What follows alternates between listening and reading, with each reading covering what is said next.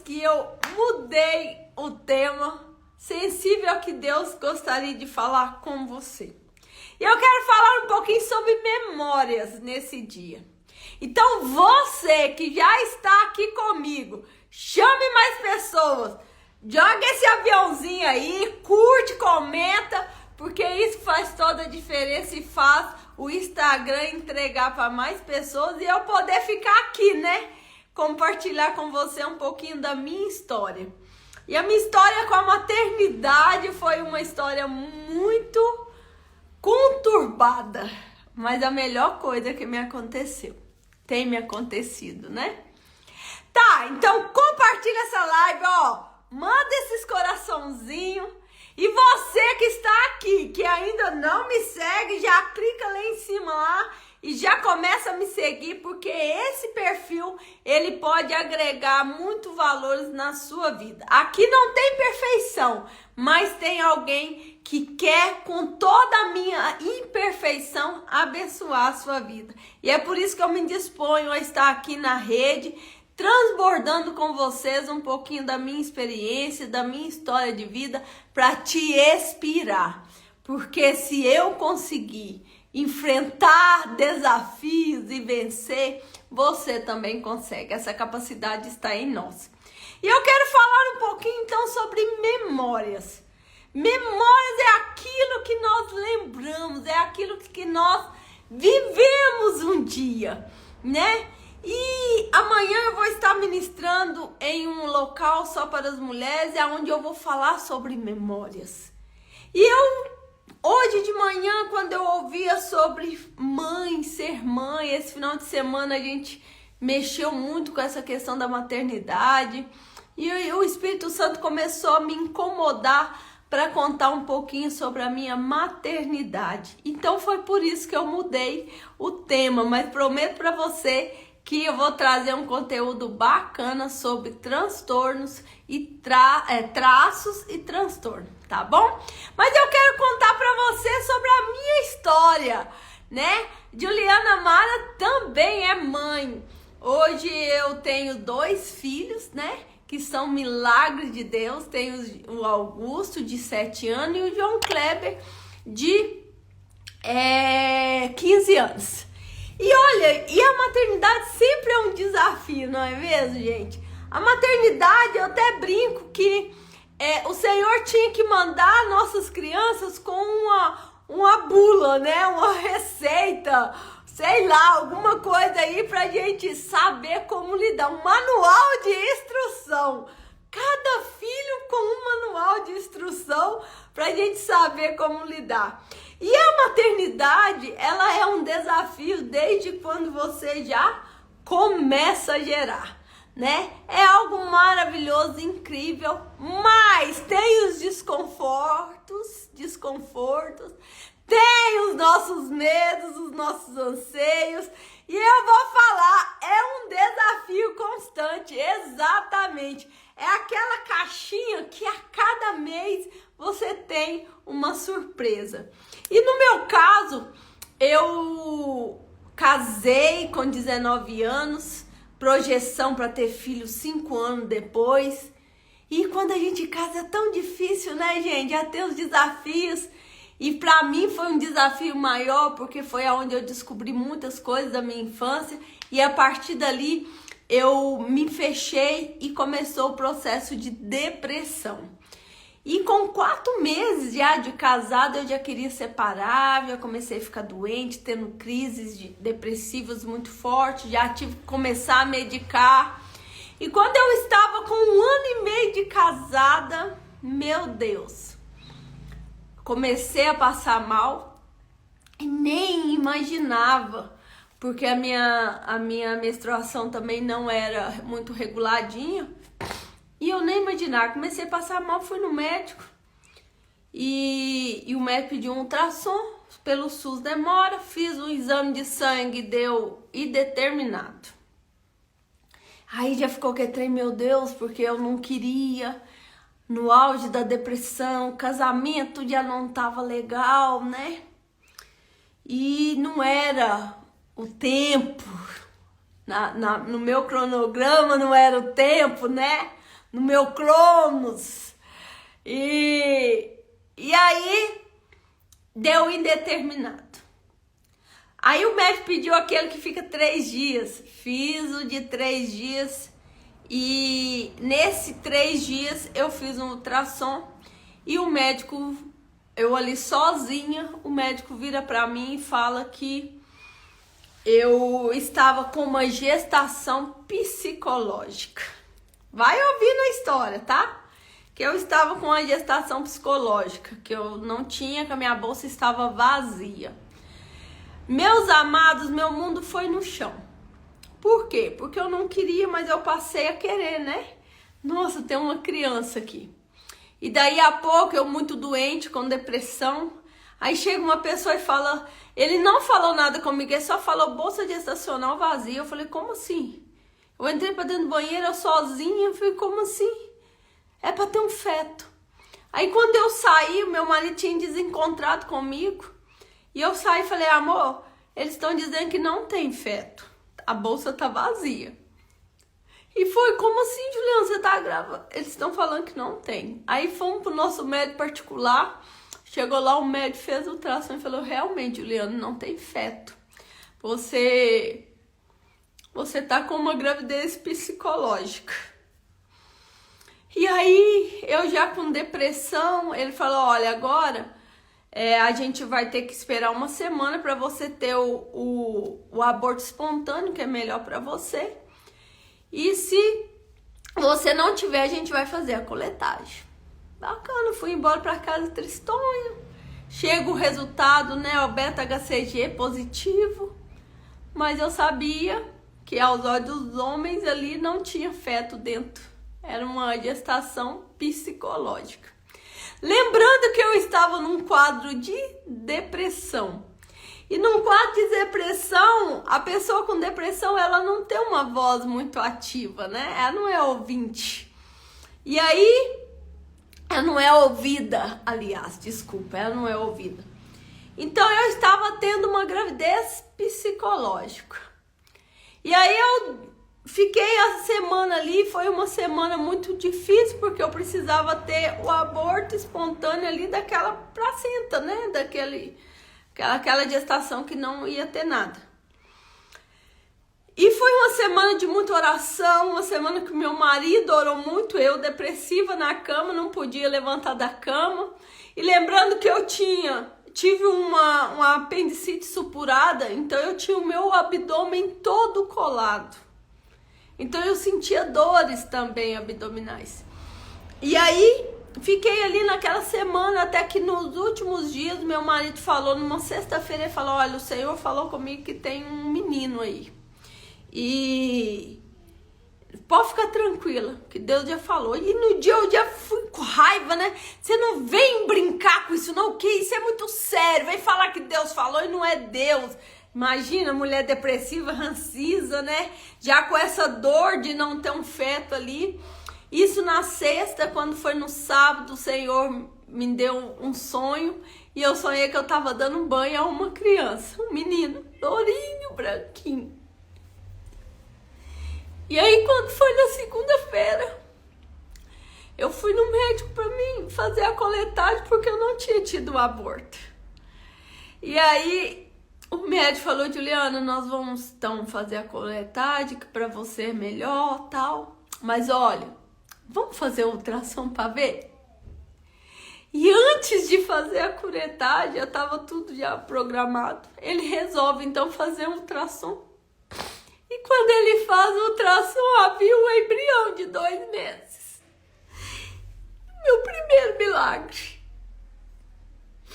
Meu filho mais velho estava ali. Quase que foi tirado. Mas Deus me deu ele. E foi algo muito forte. Eu tenho a fotinha até hoje, aquele embriãozinho lá dentro. E já não era mais uma gestação psicológica. Só que eu estava com depressão, conflito no casamento. E o sonho de ser mãe, eu não vivi. Eu fiquei os 9 meses na cama, com muitas dores, porque os órgãos tinham que descolar. E eu não conseguia, inflamava. E eu não podia ficar, então, mexendo muito, eu tinha que ficar na cama. Aí já veio aquelas dúvidas, né? Meu Deus, será que eu vou sentir quando a bolsa estourar? Será que eu vou sentir se ele tá mexendo? Ai, meu Deus, o menino ficava quieto, eu pensava. E a cabeça de uma depressiva é tudo muito intenso. Então, quando eu falava, gente, eu tô sentindo dor assim, gente, eu tô perdendo líquido, gente, eu tô com contração, tô com cólica. Não, isso é psicológico. Isso é porque você é depressivo. Quando eu chegava no hospital, na maternidade, que eles olhavam a minha ficha e via depressiva, acabou. Eu era tratada como uma depressiva. E foi um desafio a minha primeira maternidade. E eu não pude, infelizmente, eu não pude curtir ela como eu gostaria. Como era meu sonho de ser mãe. Por causa da depressão, eu não consegui passar a mão na minha barriga. E curtir o meu filho mexendo no meu milagre. A depressão me roubou isso na primeira gestação. E foi um desafio. Todos os dias, uma interrogação. E cada vez que eu ia no médico, que eu tive que ficar em repouso, não pude ter relação, e depois o meu colo fechou demais, não podia, não conseguia. Foi muito tenso a primeira gestação, muito difícil. E cada vez que eu ia no médico eu tinha um desafio. Será que tá tudo bem? Será que tá tudo certo? É aquela caixinha, né, de presente surpresa. É o nosso Kinder Ovo que a gente não sabe o que vai vir. E aí quando foi no 8º mês, num ultrassom, o médico descobriu que o João, ele tinha uma hidronefrose, que é uma dilatação renal, e que ele poderia nascer dependente de hemodiálise, mas que poderia ser também algo da gestação, e que ao nascer melhoraria. Então ficou uma interrogação. Imagina essa interrogação numa cabecinha de uma mãe que é depressiva. Meu Deus do céu, né, gente? Isso vira um bicho de 9 cabeças. E foi um final de gestação mais complicado. E olha, e todo mundo dizia, você vai ter depressão pós-parto. Essa menina vai ter depressão pós-parto. Do jeito que ela tá, ela vai ter depressão, não vai poder deixar a menina, ela vai ter depressão pós-parto. E aí foi tudo muito intenso ali, aquela interrogação, será que o João vai ter que ser ele abaixo de peso? Meus meninos nascem tudo muito pequenininho, né? Com 3 quilos e pouco. Mas aí, chegou o grande dia, a semana eu comecei a perder líquido. E quando eu chego no hospital, o médico fala que é psicológico, porque você vai ganhar daqui 20 dias. E eu, não, moça, eu tô perdendo líquido, eu vou perder meu filho, eu tô perdendo líquido. E eu fiquei 5 dias perdendo líquido, mas eu ia no hospital, eles falavam que era psicológico. Você é muito ansiosa, mãe. Você precisa cuidar dessa depressão. Gente, eu passei por várias coisas, viu? Eu dei uma resumida aqui. E aí, eu fui embora pra casa e a minha irmã falou comigo assim, Juliana, eles falam que a criança escuta, conversa com seu filho. E eu tinha passado os 8 meses sem conversar com a barriga. Eu nunca tinha conversado, nunca tinha tocado na minha barriga pra sentir. E eu lembro que eu entrei no chuveiro, que eu gosto muito de orar no chuveiro. E eu comecei a tocar e passar o sabonete assim na barriga. Eu falei, meu filho, a mãe tá aqui. Nós estamos te esperando. Vem, filho. Estoura a bolsa da mamãe. Saí do banho, sentei no quartinho dele e fui. Falei, Senhor, meu filho, olha aqui, tá tudo arrumado. pode estourar a bolsa da mamãe, porque se você estourar, você vai chegar. E a mamãe tá te esperando. E eu lembro que ali eu adormeci. Levantei no meio da noite, fui pra minha cama. E no outro dia, às 7:50 da manhã, a minha bolsa estourou. E eu achei que eu tinha feito xixi na cama. Ai, meu Deus do céu, eu fiz xixi. Aí quando eu sento de novo, levantei, tomei um banho. Quando eu sento de novo, aqui é um monte de água. Eu toquei meu filho e falei... toquei no meu marido e falei, amor, a bolsa estourou, vamos embora pro hospital. O que eu faço, viu? O que eu faço? Não faz nada, meu filho, só me leva pro hospital. E graças a Deus, naquele dia, já não era psicológico, né? Ia ter que nascer. E eu cheguei no hospital, o médico tava lá, que tinha me atendido. O que você tá fazendo aqui? Foi o psicológico, vai nascer. Ele adiantou quase um mês. E aí... foi aquele desafio, né? Entrando em trabalho de parto, senti muita dor, mas não tive dilatação, tentei o normal, não teve jeito. Aí me fizeram a cirurgia cesariana. E quando o João nasce, aquele susto, né? Muito inchadinho e tal, mas foi a coisa mais linda da minha vida. Mas você vê na foto que eu tô assustada, tipo assim, agora, o que vai ser de mim, né? Mas aí o João nasceu. E o João, ele veio com o amor no olhar. O amor que me trouxe cura. Durante os 3 primeiros meses eu não tinha força. Eu tinha que tomar medicação. E eu não me via nem amamentando nem de madrugada. Meu marido que vinha, que me ajudou muito. Ele foi uma mãe pro João. Ele vinha colocar ele no peito de madrugada, eu amamentava, não via. Ele tirava, cuidava e punha para dormir.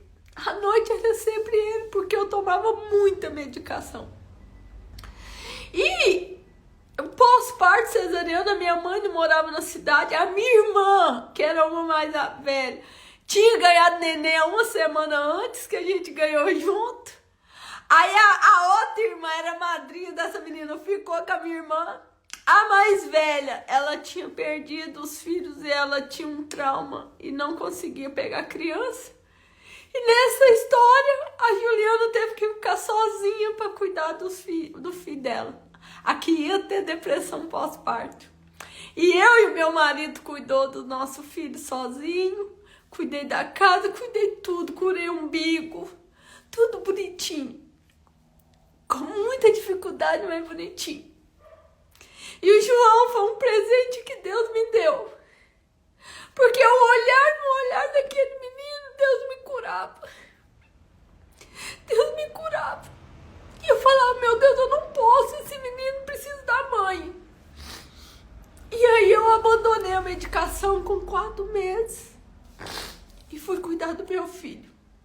E para contrariar muitos, eu não tive depressão pós-parto. Eu fiquei 4 anos boazinha cuidando do João. E ainda tinha a história da hidronefrose que nós precisamos ver. Porque quando ele nasceu, o rinzinho dele não voltou ao normal. E aí a gente foi buscar um especialista, na época era muito caro. E eu lembro que eu orava e falava, Senhor, nós consagramos, passamos o suco da uva, simbolizando o sangue de Jesus. Falava, Senhor, eu entrego meu filho. O Senhor é um Deus que cura, o Senhor é um Deus de milagre, porque Ele já é um milagre. Mas, se o Senhor não quiser curar, me dá condição para tratar. E aí, nós começamos a correr atrás, achamos um dos melhores especialistas para tratar a hidronefrose. E foi muito tempo de exames, porque com 6 meses eles queriam operar ele. Eu falei, não vai, eu vou correr atrás, não vamos operar agora não. E fomos atrás de médico, até que a gente descobriu que ele falava assim, não tem cabimento. Os exames dele mostram um resultado, mas o físico dele, ele não tem nada da doença. Era pro seu filho não desenvolver, era pro seu filho não crescer. E ele tá normal, ele tá dentro da medida. Mas quando eu faço os exames, o rins dele tá todo dilatado. E aí ele falou, eu vou ter que levar pra uma junta médica e a gente vai ver o que vai fazer. E aí levou, 4 meses depois, voltou o resultado que eles não iam operar ele porque ele fazia xixi. E eles acreditavam que tinha uma obstrução ali, um vasinho que dava para passar urina. Então que eles não iam mexer. E assim o João ficou. O João nunca teve infecção de urina. Mas ele é contra a ciência na questão do rins. Porque era para ele ser dependente de hemodiálise. Os 2 rins dele é dilatado, bem grande, a ponto do médico pegar. Era para ele não desenvolver, e ele é um menino saudável, que desenvolveu grande, bonito. E aí, no meio da jornada, eu adoeci de novo, depressão, tive um AVC, tive várias coisas. Princípio de leucemia. E aí eu decido engravidar de novo. João começa a querer ter um irmãozinho, né? Aquela fase do irmãozinho. Só que tinha um porém, gente. Eu descobri que eu tinha endometriose e que a gestação pra mim era um milagre. E o João queria um irmão. E eu falava, João, vamos fazer o seguinte, vamos orar? Nós vamos orar e entregar pro Papai do Céu esse sonho. E quando, se for da vontade de Deus, ele vai te dar um irmãozinho. E nós ficamos de dezembro até maio orando. O dia que eu esquecia, o pai dele esquecia, o João falava, mãe, lembra do meu pedido? Mãe, lembra do meu pedido? E eu ficava, Senhor, tem misericórdia, dá ele o filho. Dá ele o irmão, me dá um filho, pai, que é só o Senhor. Aí comecei a fazer uns exames e tal, pra ver se ia dar vacinas. E o médico falou assim, ó, Juliana, você pode ficar tranquila, pode tomar as vacinas tudo, porque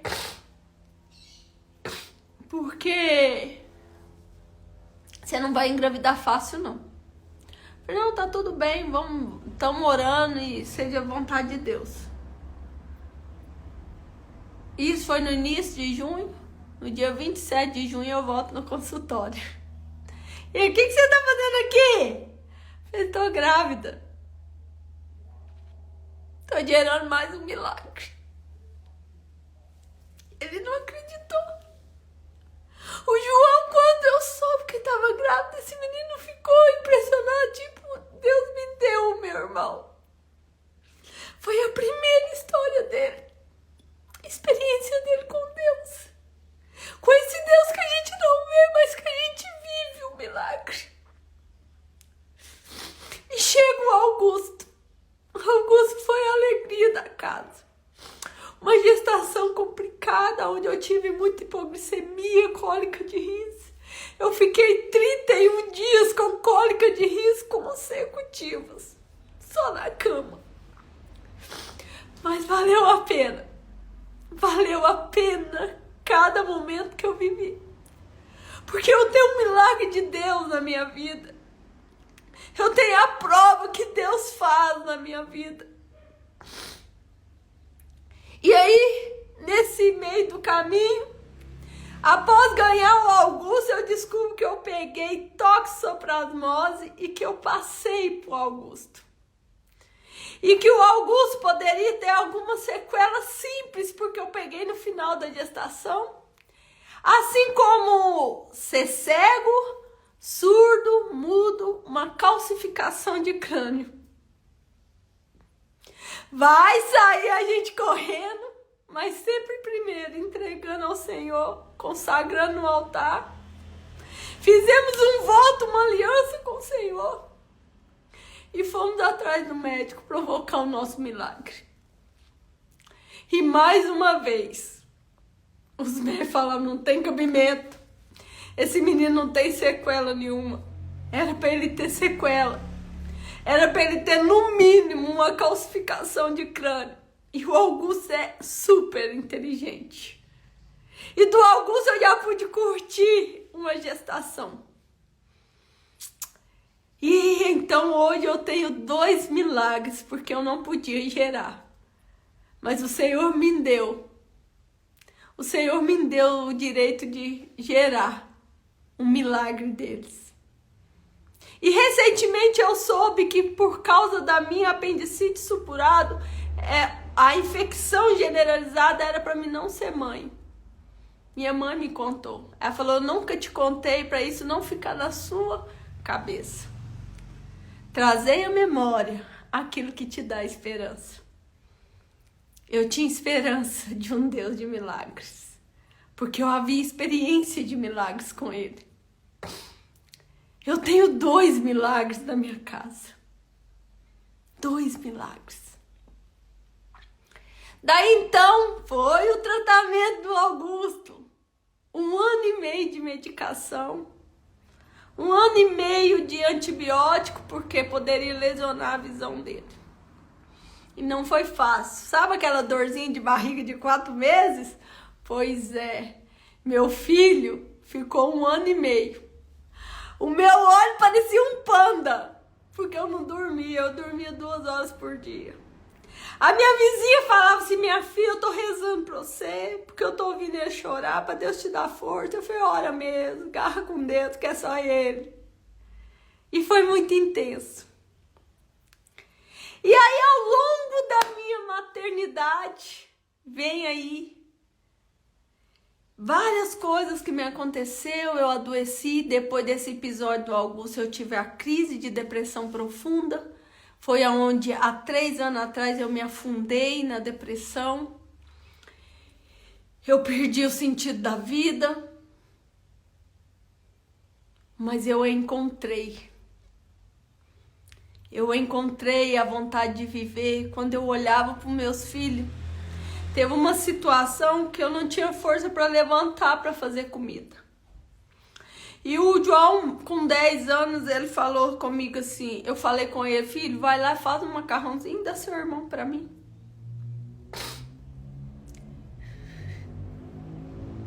Amém, Vanusa. E o João fez um macarrão branco. Comeu, deu o irmão e colocou na minha boca. E naquele dia eu falei, não, Deus, não foi essa a ordem. Eu não quero que o meu filho lembre de uma mãe doente na cama. Eu quero trazer memórias para o meu filho. Eu quero trazer história para o meu filho. Eu quero que ele lembre de uma mãe forte e eu vou mudar a minha história. E ali eu comecei a buscar conhecimento, busquei ajuda, fui estudar e fui lutar para sair do quadro de depressão. Permiti que Deus me lapidasse, que Deus ajustasse em mim algumas coisas. E hoje eu estou aqui contando um pouquinho do meu milagre. Só que o meu milagre não acaba aí. Eu achava que já estava tudo certo. Mas o tempo e as coisas estão no controle de Deus. E aí eu venho passar uma das maiores lutas da minha vida. Que foi quando chegou o diagnóstico do João Kleber, onde ele tinha uma síndrome rara, que ele poderia perder a visão. E mais uma vez, ele era contra a ciência, porque a ciência dizia que ele era cego de nascença. Que ele tinha que ser cego de nascença, não era para ele estar enxergando. E o médico falava, ele já fez cirurgia. Eu falei, não, ele tem cicatriz de cirurgia. Eu falei, eu sei quem fez. Existe um médico dos médicos que mudou a história do meu filho, porque ele é promessa. E eu não vivo debaixo de decreto, eu vivo debaixo de promessa. E os meus filhos são promessas de Deus, são milagres de Deus, e é para glorificar o nome dele. E com ir pra ciência, o João Kleber era para ser cego de nascença. E ele não é. Ele tem uma baixa visão, ele já perdeu uma parte da visão. E E hoje ele vive o seguinte, a gente vive o seguinte, segundo a palavra do médico, que não é o que eu creio, que a qualquer momento ele pode perder a visão, romper um vaso, ele tem uma má formação congênita. E qualquer momento ele rompe o vaso e pode perder a visão. Mas eu não creio nessa palavra. Eu creio na palavra dos médicos, e que ele há uma promessa sobre a vida do João. Eu creio nessa. E eu sou prova viva de um milagre de Deus. Tá. Já superada essa parte, lutando contra a ansiedade todos os dias, o traço da ansiedade, porque eu já não tenho mais o transtorno. Transtorno é algo que te paralisa, que te bloqueia, mas o traço todos nós, ser humano, tem. Então tem dias que a gente lembra das aflições, tem dia que o medo vem, tem dia que os anseios chegam. E aí eu tenho que trazer à memória aquilo que me dá esperança. Eu tenho que trazer à memória aquilo que meu Deus me dá de esperança. E como é uma doença, uma síndrome genética, o meu segundo filho poderia ter, então, a mesma doença. E o médico pediu, então, que a gente fizesse um teste nele. E recentemente, deve ter uns 20 dias, eu descobri que há uma mancha no olho dele e que ele também pode ser portador da mesma síndrome. E agora começa toda a minha jornada com o meu filho mais novo.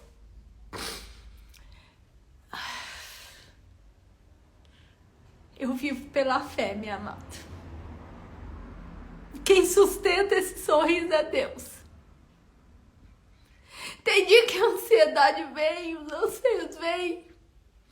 Eu só lembro da promessa e eu falo, Senhor, eu tenho uma marca da promessa, eu sou fiel ao seu altar. Eu tenho um sacrifício. Mas eu sei também, Pai, que o eis-me aqui vai muito mais além daquilo que eu imagino. E para que haja cura, é preciso as enfermidades. Então que seja feita a sua vontade na minha vida, porque o eis-me aqui é da minha casa, da minha família. E eu aceito aquilo que for da tua vontade, porque se o Senhor fizer, o Senhor é Deus. Mas se o Senhor não fizer, o Senhor continua sendo Deus da minha casa. E é nisso que eu creio, e é por isso que eu estou aqui falando com vocês. Não é porque está tudo perfeito que eu estou aqui, ajudando vida, tentando fazer diferença na sua vida. A gente tem as nossas feridas, a gente tem os nossos anseios. Mas eu tenho uma palavra de vitória sobre a minha vida, sobre a minha casa. E eu preciso trazer à memória aquilo que me dá esperança. Porque se eu não alimentar a minha mente com essas memórias, eu não saio nem para ministrar a palavra de Deus. Eu não estaria aqui contando para você um pouquinho da minha história. Eu não faria nada na vida. Só que o tempo está passando. O tempo está passando. E o que você está fazendo com esse tempo que Deus te deu? Até quando você vai ficar preso naquilo que está te machucando? E perdendo o controle do presente com o excesso de futuro que você traz, de um futuro que você não sabe nem se vai viver. Eu não sei se vai acontecer, então eu preciso viver o hoje. E o amanhã pertence a Deus, a Bíblia me fala sobre isso. O tempo está passando. E até quando você vai viver presa ao passado e trazendo um excesso de futuro daquilo que você não tem controle? Porque eu já passei várias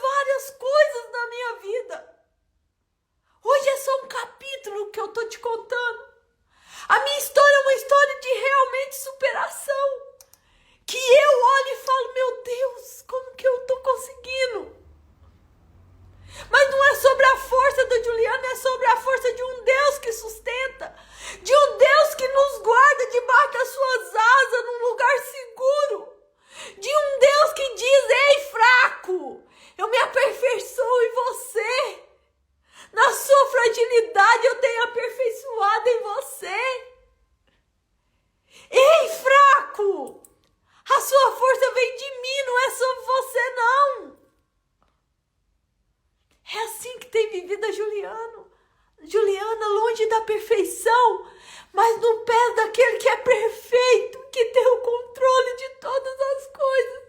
Ainda que pareça não estar no controle, ele sim tem o controle de todas as coisas. Ele não perdeu o controle. Ele não perdeu o controle da sua vida. Ele não perdeu o controle dessa situação. Ele não perdeu o controle desse diagnóstico. É Deus que muda a história. Você está num tempo que é palpável. Desculpa. Você vive num tempo que é tocado. Mas Deus vive um tempo que um dia vale como 1000. O que Ele pode fazer? Um dia na tua presença vale mais do que 1000 fora delas. O que você está fazendo com o seu tempo? O que você está fazendo com a sua vida, minha amada, meu amado? Muda a sua história. Ainda dá tempo de corrigir aquilo que não está agradando. Ainda dá tempo. Ainda dá tempo de mudar a rota. Ainda dá tempo de você olhar para você e entender que você nunca vai ser a mãe perfeita. Nunca vai ser o pai perfeito. Mas que você pode criar memórias afetivas que vai trazer a memória daqueles que estão perto de você e fazer total diferença. Eu lembro que tinha dia que a gente estava indo para o processo cirúrgico, a laser que o João tinha que fazer. E a gente ia no ônibus da prefeitura. E na minha cabecinha, como eu sabia que era algo dolorido, algo que ia causar uma memória traumática nele, eu falava com ele assim: filho, e hoje? A gente vai com aventura ou sem aventura? Aí ele olhava assim pra mim: vamos com aventura, mãe. O que era isso? A aventura era sentado em cima da roda do micro-ônibus. Por quê? Porque pulava. E a gente gritava, brincava. Era um momento que tava nós dois. Às vezes eu punha ele no colo e falei: filha, aproveita. Aqui agora é só a mamãe. Mas é porque, na verdade, eu não podia sentir a dor da cirurgia pra ele. Como eu queria. Mas eu não podia. É a história dele. Mas eu posso fazer uma memória afetiva naquilo que era para ser traumático. O que você está fazendo? Você está buscando ser a mãe perfeita? Ou você está buscando criar memórias que vai fazer o seu filho lembrar que ele tinha uma mãe que não era perfeita, mas que fazia de tudo por ele?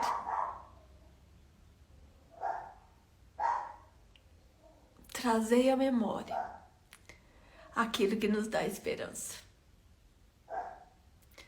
Às vezes você teve uma mãe que não te deu tudo aquilo que você queria ou que você esperava, mas você já imaginou que ela também pode não ter recebido?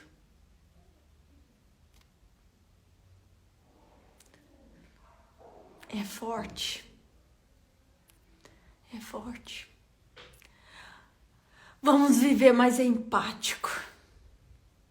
Vamos não só nos colocar no lugar do outro, como muitos dizem sobre empatia.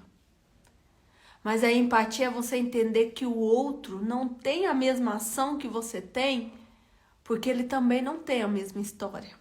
Então ele não vai ter as mesmas ações e reações. O outro é totalmente diferente de você. Então não espera dele aquilo que você faria. Isso é empatia. Não julga. Entenda que existe uma pessoa do lado de lá totalmente diferente de vocês. Hoje eu estou provocando meu milagre. Eu sou serva de Deus, eu oro, eu jejuo, eu faço voto no altar pela vida dos meus filhos. Final do ano eu fiz, com um propósito muito grande, e eu sei que o Senhor vai abrir a porta. Aqui no Brasil não tem mais o tratamento que tinha que fazer, e eu estou fazendo. E agora há outros planos, outros propósitos que já está entregue no altar do Senhor, que se for da vontade dEle, porque Ele tem o governo. Ele tem a boa, perfeita e agradável. A minha é apenas boa e agradável, mas a perfeita vontade é a do Senhor. E se for da perfeita vontade dele, ele vai abrir porta onde não tem porta. Ele vai fazer sair água na rocha. Ele pode também mudar o diagnóstico com uma cura instantânea. Eu sei. É por isso que eu trago à memória aquilo que me dá esperança. Eu trago à memória aquilo que me dá esperança. E eu gero neles, com as memórias afetivas, aquilo que um dia vai trazer esperança para a vida deles. Eu, como a mãe desse lar, como uma figura de estabilidade emocional, eu preciso gerar nos meus filhos memórias afetivas, memórias que um dia trará a esperança para eles. E é isso que eu quero que você pense. Não precise fazer muito, não. É com aventura ou sem aventura. Deita aqui no colo, aproveita a mãe. Ai, como é que você tá tão bonito hoje, meu filho. Ah, vem cá me dar um cheiro, que eu tô com saudade do seu cheiro. O pequenininho, eu falo com ele assim, você sabia que eu te amo? Ele, já sei. Quem te contou? Você, né, mãe? Você é o meu amor. Quem mais é meu amor? Meu pai e João. Isso mesmo. Vocês são o amor da minha vida. E é isso que tem me impulsionado a ser uma pessoa melhor. É isso que tem me impulsionado a buscar conhecimento, a mudar de atitudes. Tem hora que dói a gente lascar, né? Se lascar. Mas para criar nos meus filhos a memória de uma mãe forte, de uma mãe frágil, de uma mãe imperfeita, mas que busca acertar, busca corrigir.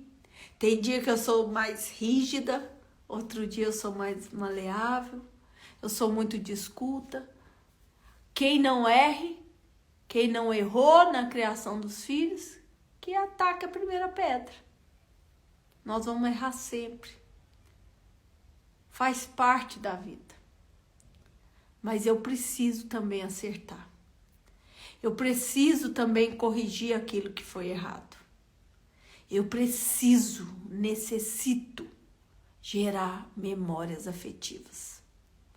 Porque as memórias traumáticas, a vida já encarrega de trazer. Mas ele precisa achar em você um porto seguro para acolher na figura do Pai Celestial.